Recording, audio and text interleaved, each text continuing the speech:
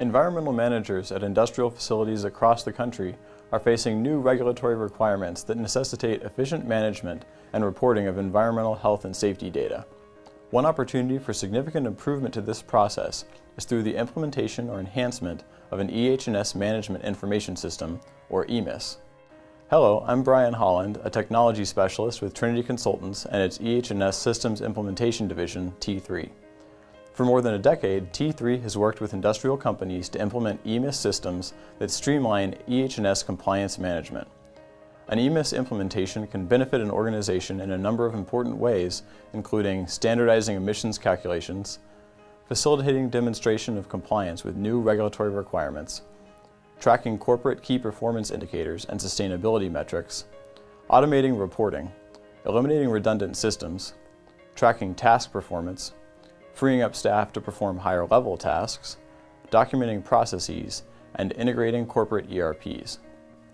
The technology platform and the complexity of an EMIS should be a function of the system scope and its data management objectives. For a single facility with limited environmental impacts, an effective solution can be based on a relational database that can be customized to the facility's needs and implemented in a few months. On the other hand, a multi-site company with multimedia issues and an ERP system will require a more sophisticated technology platform that can be rolled out across sites and rolled up for corporate reporting. Many of the more sophisticated software technologies are web-based, scalable, and can be purchased on a subscription basis. The project team for an EMIS implementation project typically consists of staff from the software vendor, in the case of a complex project, the implementer, who understands both the software and the client's regulatory requirements, and the client, who best understands company processes. The internal team should use a methodical planning approach to develop a big-picture plan that will guide the specification and implementation process.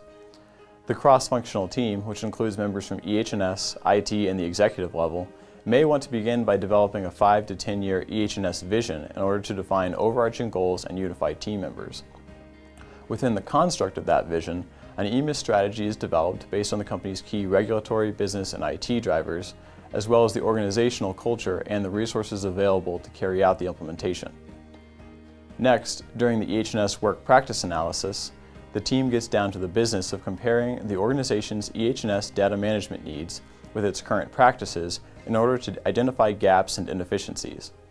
Typically, the team will identify more needs than it can reasonably satisfy, and thus comes the challenge of narrowing the list to the areas where improvements will yield the greatest operational, compliance, or economic benefits. The last step in the planning phase is to identify and define the company's EH&S and business objectives for the system. These objectives are used to validate and prioritize the findings of the work practice analysis. Finally, an implementation strategy is developed to guide the specific tasks that must be performed in order to accomplish the system's objectives. Once these important planning steps are completed, the project team is ready to define the system requirements and design, using the results of the work practice analysis to drive the process. In addition to EH&S issues, the system requirements should also address performance requirements, IT constraints, and business considerations. The system design details the hardware and software requirements, shows the integration and interfaces of the EMIS with other systems, and addresses company-specific and site-specific needs, such as custom user interfaces and reports. Many solutions comprise a combination of off-the-shelf products and custom applications. After these initial planning phases, the work of system selection and implementation remains. Although this EMIS planning approach takes time and effort, if done properly, it will produce a detailed roadmap that focuses on the greatest opportunities for improvement and supports corporate objectives related to EH&S compliance. Join me next time when we'll take a closer look at EMIS system selection and implementation. Until then, visit us online at trinityconsultants.com. You can also connect with us on Facebook and Twitter.